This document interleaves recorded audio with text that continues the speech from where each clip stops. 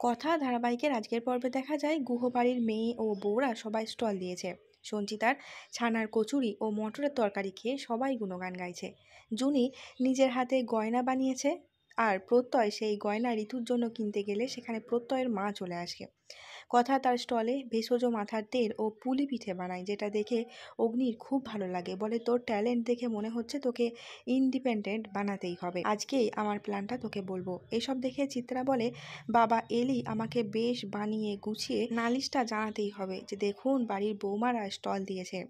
ভ্যাবলা চড়ানোর জন্য প্রিয়ার বেশ মন খারাপ করছে, যেটা দেখে কথা নীলাদ্রিকে ফোন করে বলে, প্রিয়ার মধ্যে অভিমানের সুর দেখা যাচ্ছে, দাভাই তুমি তাড়াতাড়ি এসো। নীলাদ্রি বলে, আমার কাছে আমার আত্মসম্মান সবার আগে। কথা, রেডিও দিদিমণি আমাকে নয় হ্যারিকে পছন্দ করে। কথা বলে, প্রিয়া কাকে পছন্দ করে সেটা না হয় প্রমাণ হয়ে যাবে, তুমি না হয় হ্যারি হয়েই এসো।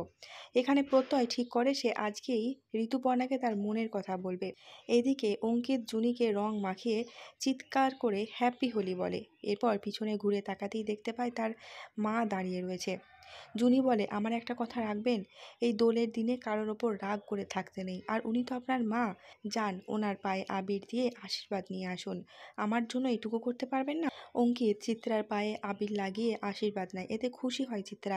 কিন্তু কিছুক্ষণ পর বুঝতে পারে অঙ্কিত তার নিজের ইচ্ছায় নয়, বরং জুনির কথা এসেছিল।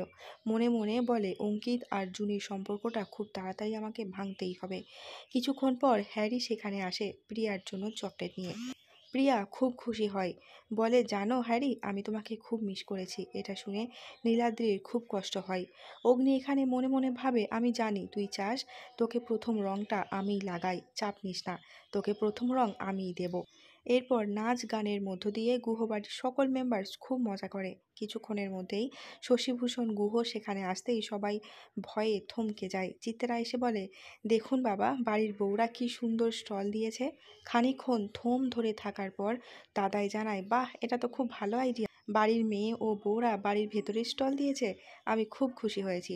রাত্রিতে রুমের মধ্যে কথা ও অগ্নি নিজেদের মতো করে হোলি উৎসব পালন করছে, একে অপরকে রং মাখিয়ে।